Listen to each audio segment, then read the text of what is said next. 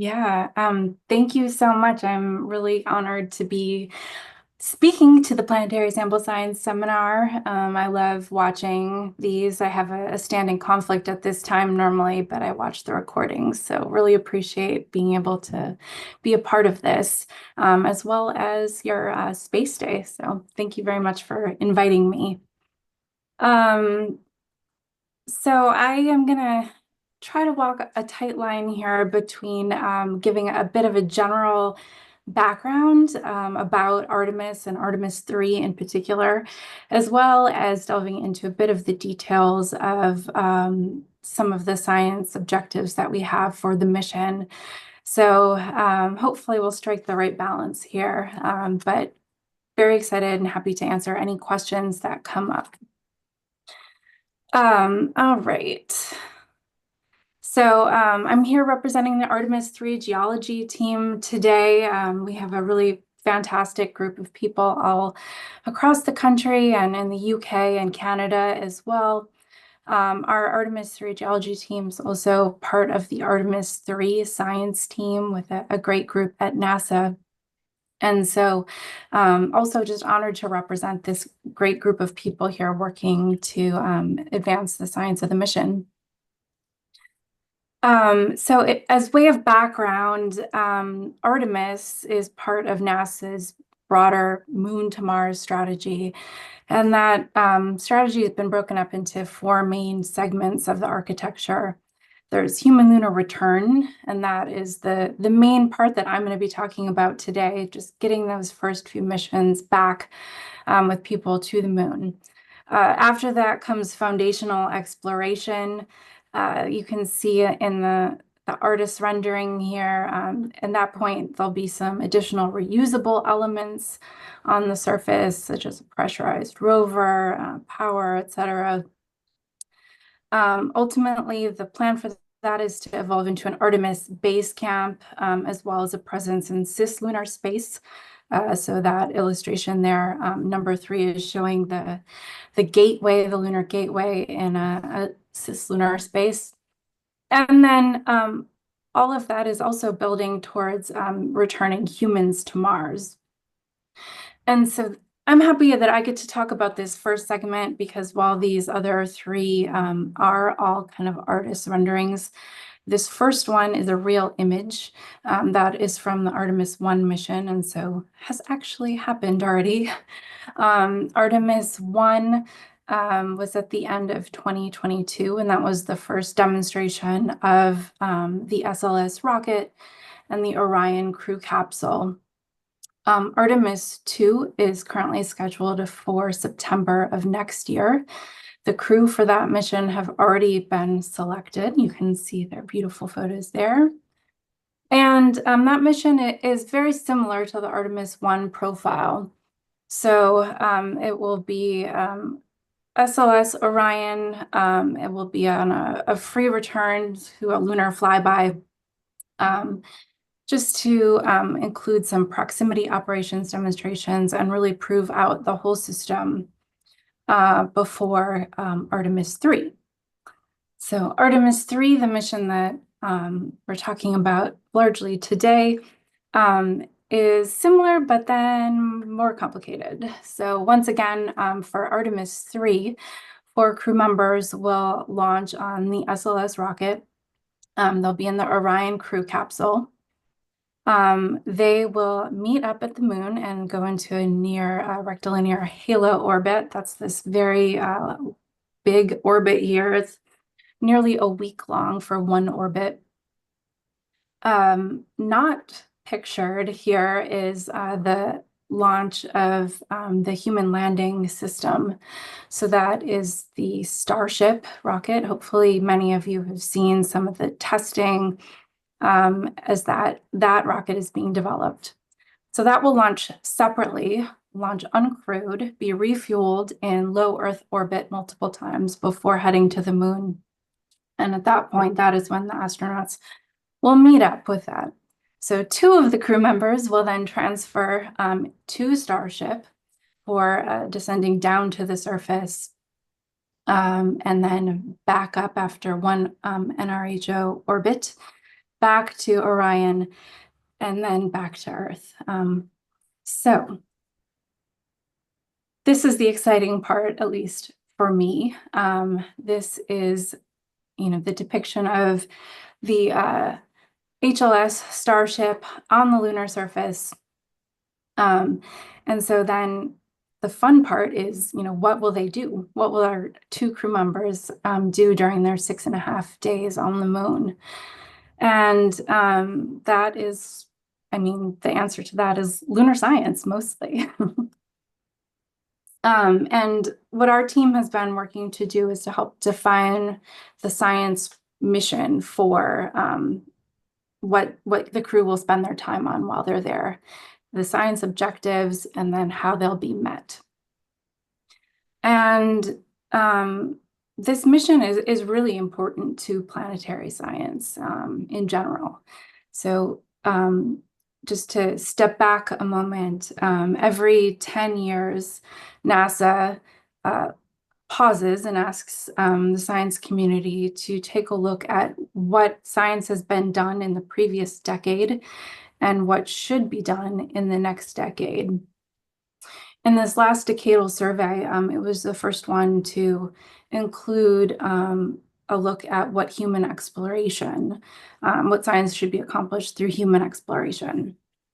And so I've just included a few words here from the Planetary Science and Astrobiology Decadal Survey. And so the central goal of a science-driven program of lunar discovery and exploration is to reveal the history of major events and processes that have shaped the Earth-Moon system and the solar system. And so for lunar science, the committee prioritizes 3 overarching science themes, and those address solar system history, geologic processes, and then water and volatiles. And so from those 3 themes that really are trying to lay out what is important to accomplish at the moon that will inform as much broad planetary science objectives as possible, we've laid out 4 goals for the Artemis 3 mission. And so I'm going to go through each of those goals, just give a bit of background on those, and then details on a couple of the objectives as examples. So a lot of the science that we can accomplish with Artemis 3 is because the mission is going to a very different place than past exploration. So in this video, we started out in the equatorial region where the Apollo field geology endeavors occurred. It's a very different terrain than at the South Pole in this feldspathic highlands terrain. And you're seeing the lighting moving around there. That kind of indicates the unique environment at the South Pole that is related to that lighting. Now, shown on top of this map of the South Pole here are candidate Artemis landing regions.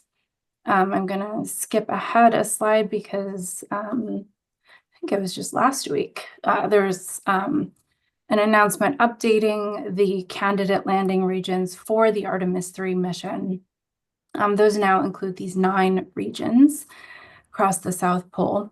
I'm not sure if you can see my cursor. So anyway, if you can, I'm pointing to the South Pole, kind of in the middle there. But these regions, a specific landing site has not been selected yet for Artemis 3. There are many candidate landing sites within these different regions. But each of them really allows a kind of different look of lunar geology than was seen from Apollo. And so what we can do with these is look at our 4 science goals.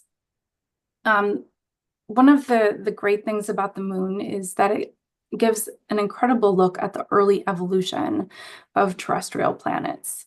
The Earth's geology, it's such an active planet that the very earliest crust is essentially not preserved at all. And the moon, while it had a lot of geologic activity, it ended its endogenic activity fairly early in its history, especially compared to the Earth. So we have this great record of the really ancient crust, and a bit of the subsequent evolution without having, totally covered up the record of the earliest crust. So shown here, the moon is a very geochemically diverse place. This is one way to look at that. Shown here is thorium abundance and the Apollo landing sites, in these past areas of human exploration.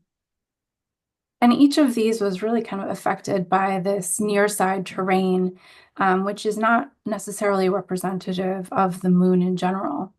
If we look, kind of tipping up the moon toward the South Pole for where these candidate landing regions are, they have very different composition, very far from this thorium-rich, potentially anomalous terrain on the near side. And this allows us to look at the ancient crust and test models for how that formed.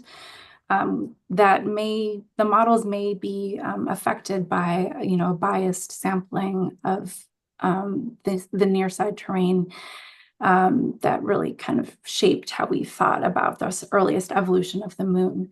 So getting to this ancient crust is a goal of Artemis 3 to look at how that formed, how it evolved, and how this earliest crust forms on the terrestrial planets.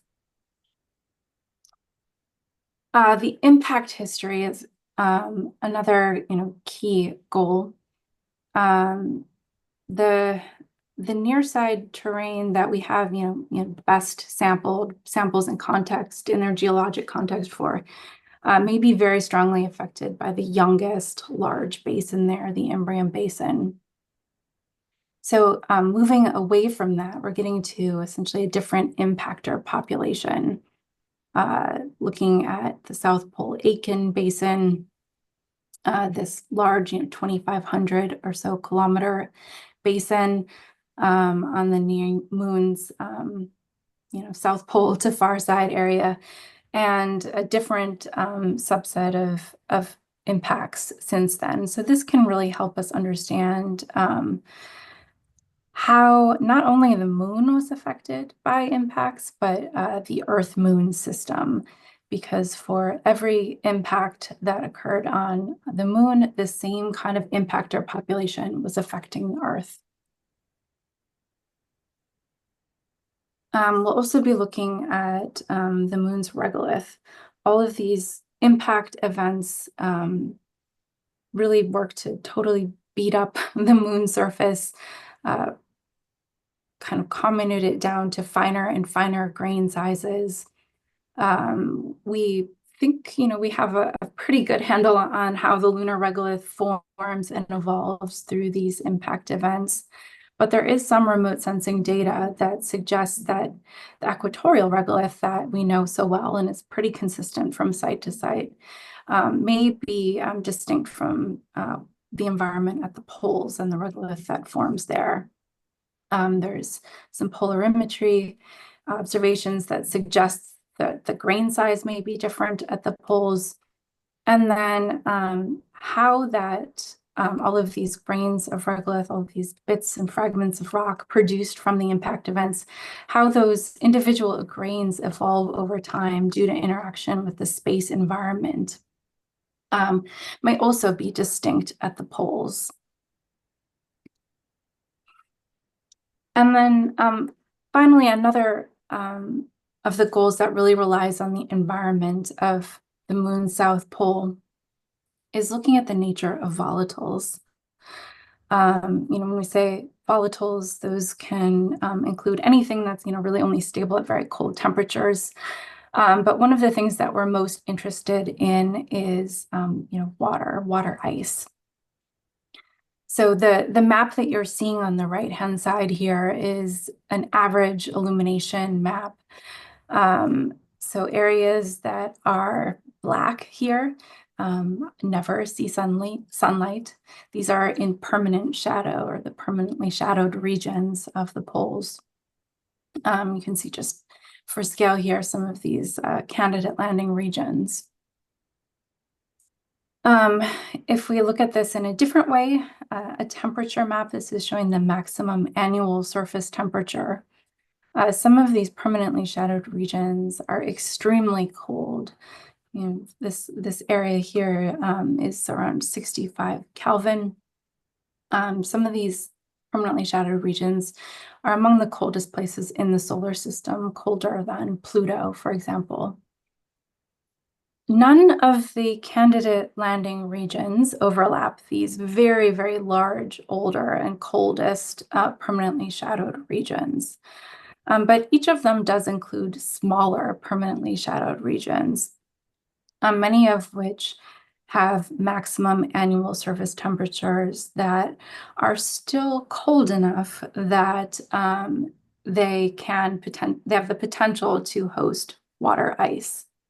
And so understanding where this water ice came from, how it was delivered, is this from ancient cometary impacts? Was this from outgassing early in the moon's history? That is the kind of science question there. We do have some evidence that there is water there. There's remote sensing measurements that this is showing water equivalent hydrogen. Within these coldest permanently shadowed regions, there's elevated water abundance potentially. But even in some of these areas outside of here, we still see areas that may have host water ice. And so while it's an interesting science question, it's also interesting exploration question as water ice can be a resource for future exploration. So that's a lot of science to do, and I've really only given just a very broad overview of some of the goals. To kind of put this in context of the mission itself of Artemis 3, time will be limited. The crew will be there for around 6.5 days, and they'll explore the landing site during up to 4 surface EVAs. The crew members, 2 crew members will be on foot. They don't have a lunar terrain vehicle, as in some of the later Apollo missions. That's planned for later Artemis missions. So their distance is limited by the distance that they can safely walk back to the lander. So within a couple kilometers of the lander only. And then the overall time, while we'd love to entirely fill it up with exploration of the landing site, collecting samples, there are other mission priorities that will affect the time available for geology for accomplishing the science that I was just talking about. Things like deploying instruments, which are also really high scientific priorities. But also, checking out the lander and other engineering time will be spent. The mass will be limited as well in terms of both what can be brought down to the surface as well as what will be brought back. In particular, the mass is limited to 100 kilograms for science return mass. So that will be all of the samples. That also includes the sample containers, which are quite heavy. It even includes things like, the SD cards from the cameras that the crew will have. All of that has to be accounted for within the mass allocated to science. So what our team is really laser focused on is making sure that we are working to maximize the science that can be accomplished during this mission and within all of these constraints. We really are working to make sure that substantial progress can be made towards these decadal level science priorities. And while many within NASA are focused much more broadly on Artemis 4, Artemis 5, what happens when you have a lunar terrain vehicle, what happens when you have a freezer, all of these other components. Our team is really narrowly focused only on Artemis 3. And so we don't care, what can happen later on in future missions. We want to set those up for success, but we are also working really hard to make sure that we get as much science done as possible in this first mission. And so what that means is that some of the tasks are, complementary. Samples to support one objective might be applicable for understanding a bunch of the different objectives. But some support only one objective. So we need to make sure that we can prioritize among our science objectives so that because there's so many unknowns and likely changes in ways that we'll need to adapt during the mission, we can have those priorities on hand to figure out how to adjust. So for people who care about these details, I just wanted to share one quick exercise that our team did that I found really fun. And it's a great way to get a bunch of scientists arguing, is to make them prioritize things, and there can be no ties. So we looked at all of our Artemis 3 geology objectives. Within each of the 4 goals I've described, each has 3 objectives that help to meet that goal. And so we talked about how we want to prioritize in terms of what we spend the mission, time, allocated geology, and mass on. And so we ranked all of our objectives on a scale of what's their overall importance to planetary science. So that's the x-axis here, ranging from, they're all obviously important, or they would not be objectives for the mission. But some of them are more narrow in scope, while others have really broad importance, solar system-wide implications. The other axis that we considered was the likelihood of accomplishing the objective. Some of these are going to be really hard to accomplish, either because we can't predict necessarily what will be at the landing site, they require some serendipity, or because it's just an incredibly hard problem, and it's going to take a lot of work to answer the objective. So ranking those on basically how hard they are to accomplish. So we took all of this and we combined it into an overall ranking that included, it was weighted more heavily on, the importance to planetary science, but also considering the feasibility. And so I don't think I actually included the ranked order here, but I wanted to share the details of 2 examples, and I picked the example of the one that we felt was our number 1 priority, and the one that was our last priority. So I will start with the number 1 priority, and that is determining the age of the South Pole Aitken Basin. The South Pole Aitken Basin, as I mentioned, is about 2,500 kilometers across. It stretches all the way from the South Pole, right, where you have all of our Artemis candidate landing regions, up to Aitken Crater. And it really kind of anchors the whole chronology of the inner solar system. This is the oldest well-preserved impact basin on the moon. And so there were surely impact basins, large impact events that occurred before that, but this is the first one that is well-preserved. So it's essentially the start of recorded time in terms of the impact record on the moon and really across the solar system. So it has implications not, just for the moon, but for all of the terrestrial planets that rely on understanding the timing of events based on the chronology that's derived from our understanding of the moon. And that includes Earth. And just mention here too, this was what our team felt was the highest priority for accomplishing from this, but this was also determining the age of the South Pole Aitken Basin has been the top priority for multiple decadal surveys going back many years. So this is a community-wide priority. And the reason, if we're trying to understand the Earth, the impact flux at the Earth-Moon system, an obvious question is, why can't you do that here on the Earth?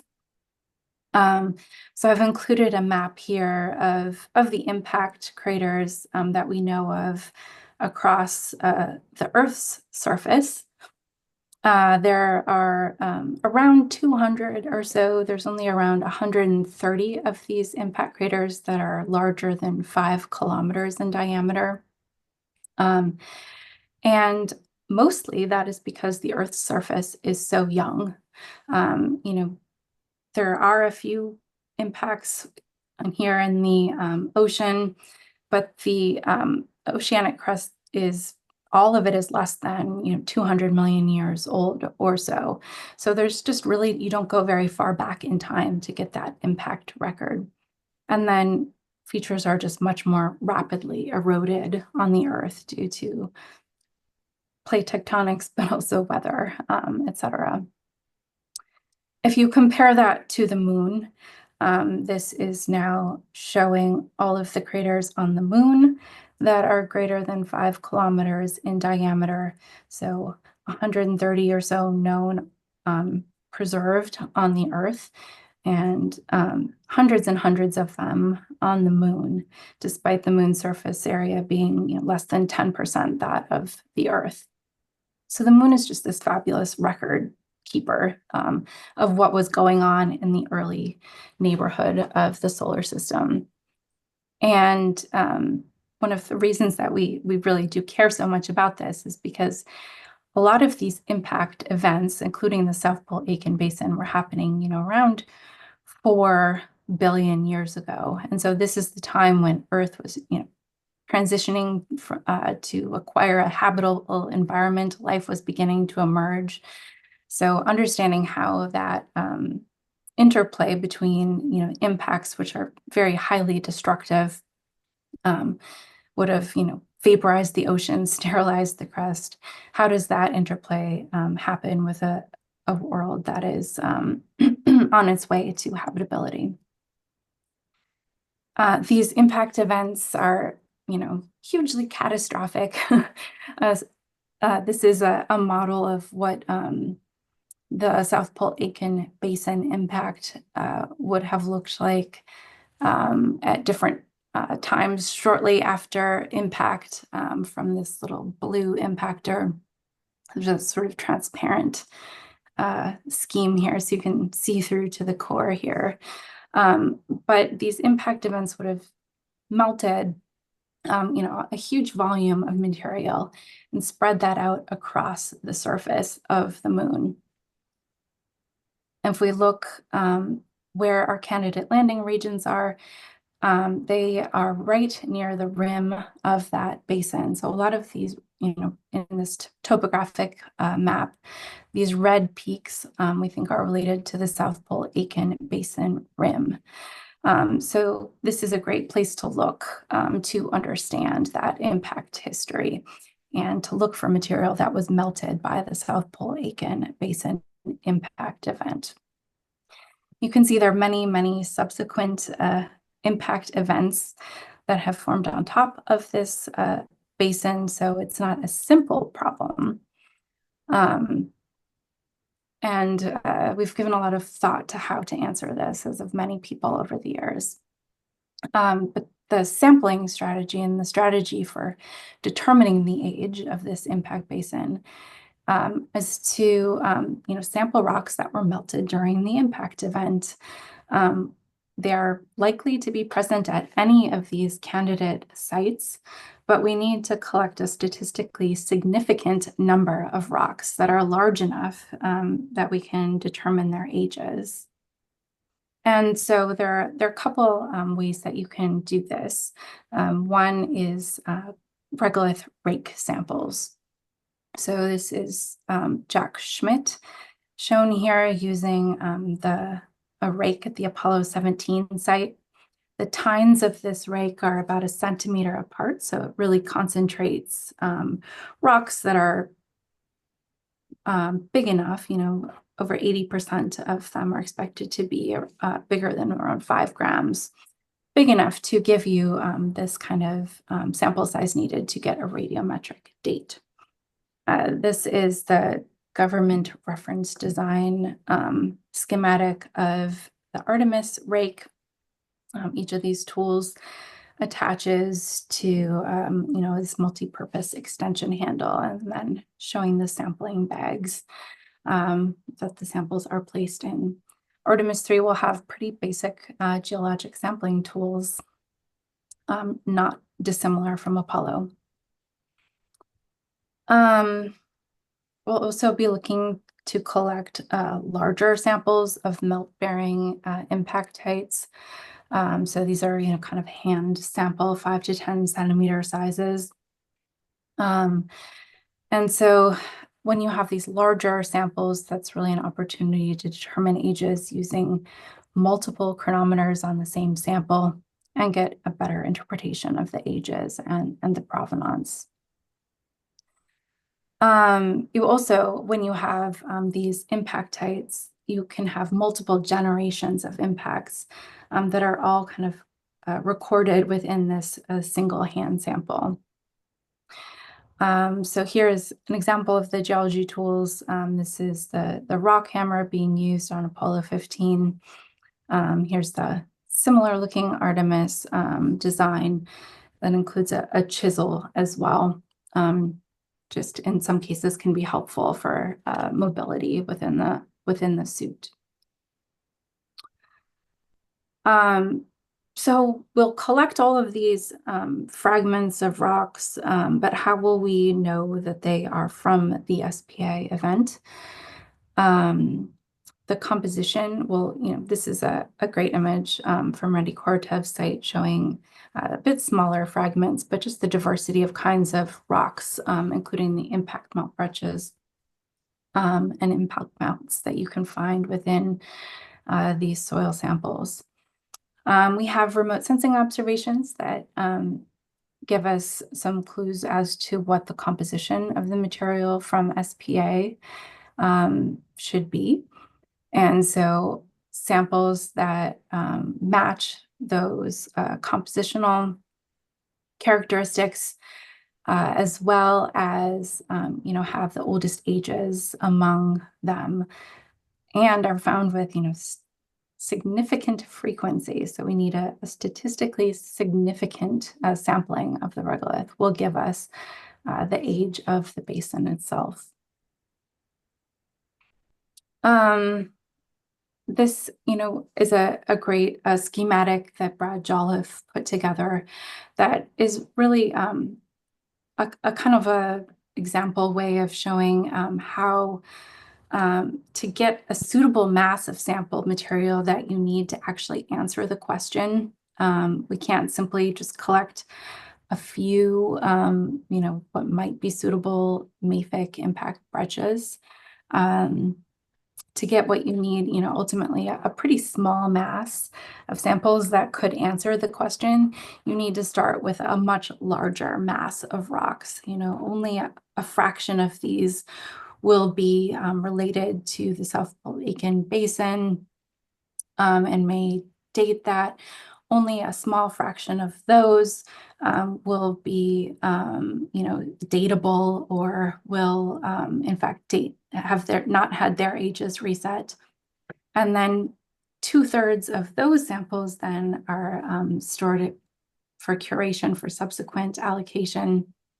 So you really get down to a very small amount of sample, but still need to kind of allocate among the mass of your overall sampling plan a large amount to answer this question. This also will be hugely benefited by other exploration. So the ages that we can determine from the Artemis 3 landing regions will be, the case that they are dating SPA will be strengthened if we can corroborate that with other samples across the basin. So Chang'e's 6 samples are now beginning to be studied. Those were recently returned. And those are, the surface here is a much younger basaltic surface, but because of all of that impact mixing may still include some material that could be used to date the basin. And then hopefully in the future, there'll be other samples collected, for example, by long duration rovers that would really explore the full diversity of the basin itself. So that was a fairly long explanation of our top priority. I'm just going to give a kind of contrasting example of something that is still, really critical to accomplish on this mission, but was deemed a lower science priority. And that is understanding the volatiles that we bring with us to the moon. So switching gears, we want to determine how exploration activities modify the record of volatiles at the lunar surface. This is a 16-story tall rocket that will burn a lot of fuel to get down to the surface. It's a LOX methane. The byproduct of that is water, or one of the byproducts is water. So while we are having the crew explore the surface looking for, ancient water that's been delivered by comets, for example, we'll need to make sure that we can disambiguate that from what is considered contamination, essentially delivered to the surface by the plume surface interaction, but also by venting from the lander and from the spacesuits throughout the mission. So we'll be looking to understand how, if the volatiles will stick to the surface and for how long, so that we can really get to this is an interesting question in itself, but it's really important to understanding the moon's volatile record. So one of the ways that we can do this is by testing models of volatile deposition. There are models for how rocket exhaust is distributed across the surface. This is one example. It's basically an exponential decay. This is the approach vector here. And then, the most concentrated area in red would be the landing site, where you would have the largest amount of water deposited. Some of this may stick in the surface in the shadowed areas around the lander, and some may end up in the kind of cold, more permanently shadowed regions where we do want to search for lunar volatiles. There is no freezer on Artemis 3, so while we're sampling from these cold areas, all of the samples will warm to ambient temperatures during transport back to Houston. So to preserve some of the stratigraphy and to separate out volatiles from depth, what we would hope would be the cold-trapped, persistent volatiles from the surficial volatiles that are potentially from the lander itself. We will be looking to sample the surface. And so it's a schematic of the Artemis scoop. Scooping up some of that superficial material that will be placed in a separate sealed container. And then using a double drive tube. So this is about 35 centimeter sample, drive tube sample of the upper surface, and then the 35 centimeters below that. And then those will be sealed separately in these secondary sealed containers to get that preserved stratigraphy. This is just some examples of what that looks like in action. You can see the Apollo drive tubes.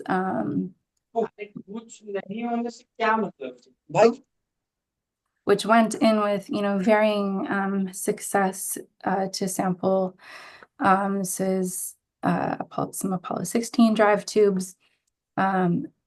The extension handle is placed on top of those and can kind of hammer those in with the rock hammer. Just a little bit clearer picture of a modern analog mission in Iceland. Just so you can see a bit better there too, what's going on.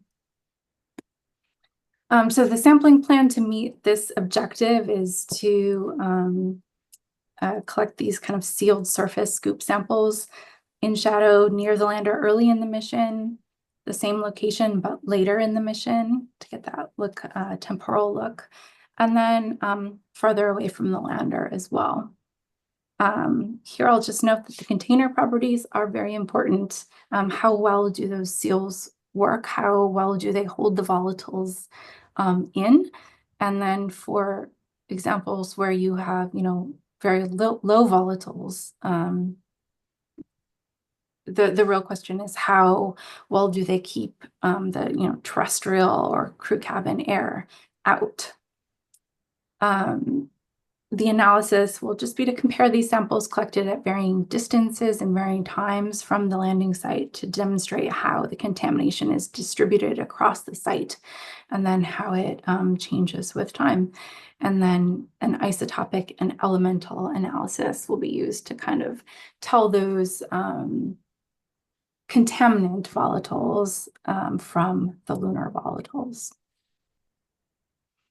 I am including this summary slide here. I'm not going to talk to it, but only to remind me that we did post a bunch of details about the goals and objectives and how they'll be accomplished, how this all sums up into an overall sampling plan.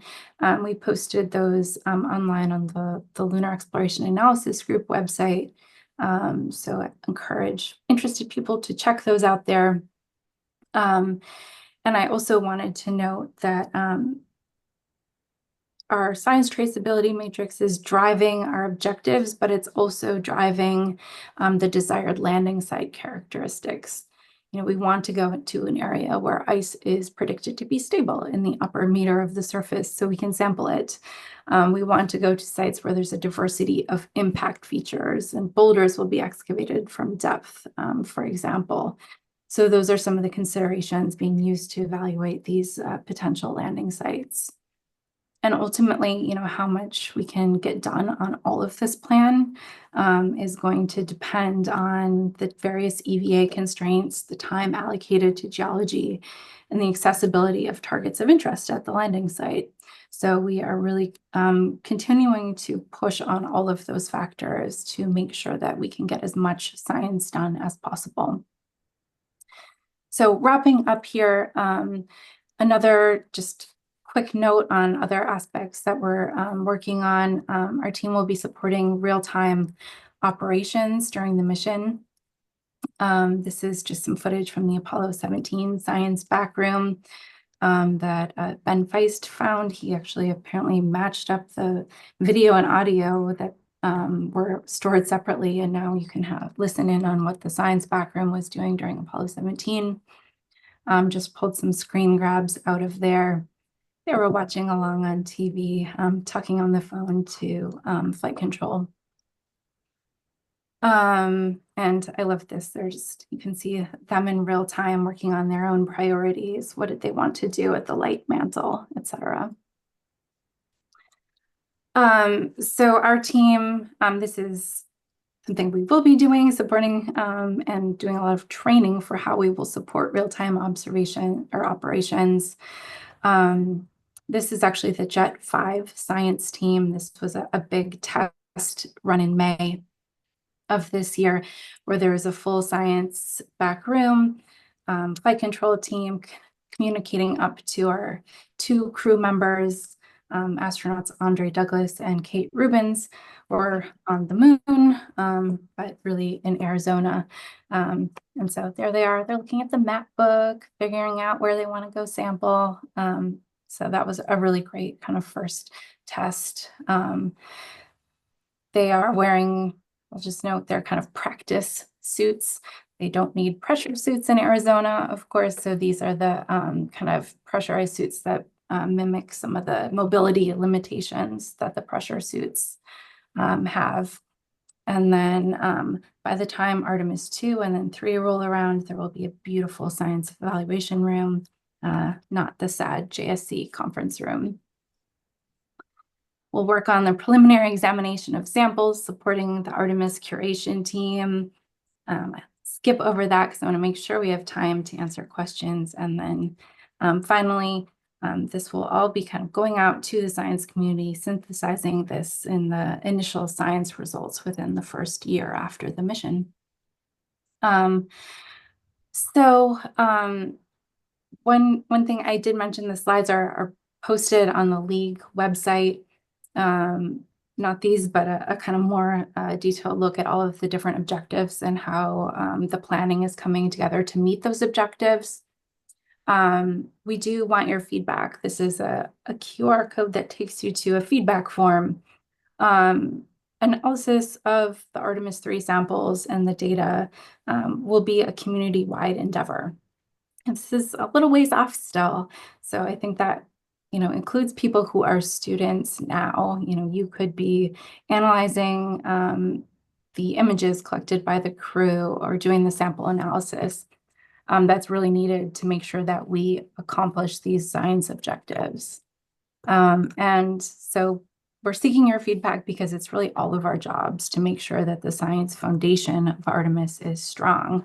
This is NASA's three stated reasons, the pillars of Artemis, national posture, science, and inspiration. So we got to make sure we're doing our best for science on Artemis 3. And I will stop there and take your questions. Thank you.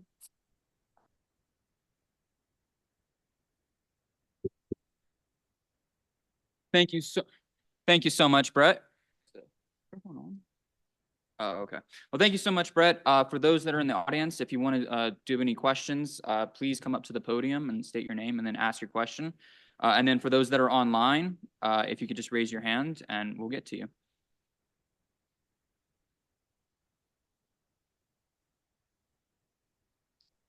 Brett, this is Chip.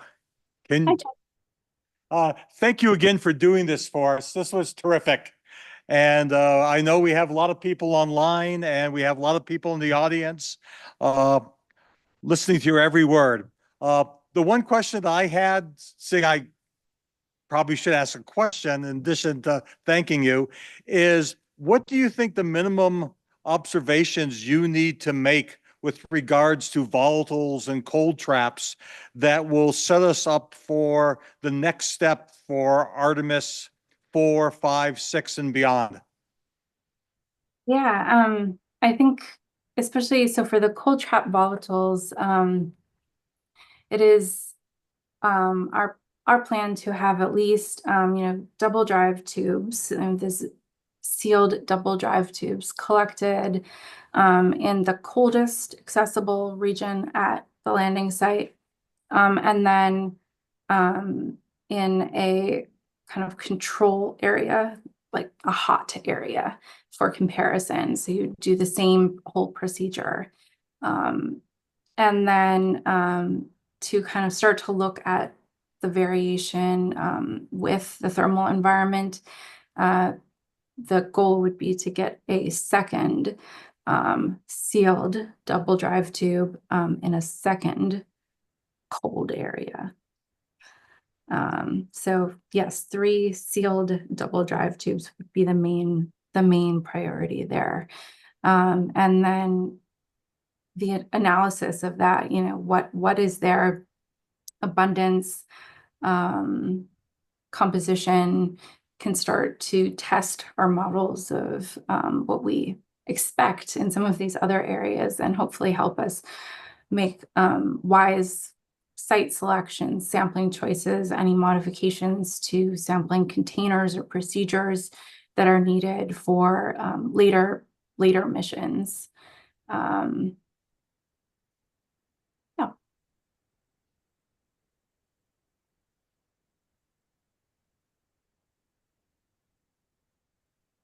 My name is Sebastian. Oh, excuse me. And I was wondering what the main limiting factors are on like the time, because you said 6.5 days, but I was just kind of wondering, like, I don't know what limits you to 6.5 days and for future missions, what could you like extend that? How could you extend that time for scientific research? Yeah, well, so I think the first mission is a test mission. It's really making sure everything is working properly. It's the first mission with brand new exploration spacesuits, brand new lander, lots of brand new things. So some of that is just the conservatism of a first mission. But 6.5 days, about a week on the surface, that is driven by the length of the orbit in the near rectilinear halo orbit. I'm just going to say NRHO because it's simpler. So that's, well, I won't go back in the slides, but it's very elliptical orbit. And one orbit of the Orion crew capsule is 6.5 days. So the plan is, having the two crew members on the surface for one orbit and then linking back up again. But yes, I mean, in the future, much longer duration stays would be incredible boon to lots of things, but especially science. Thank you for your question, Sebastian. Do we have any other questions? Come on up.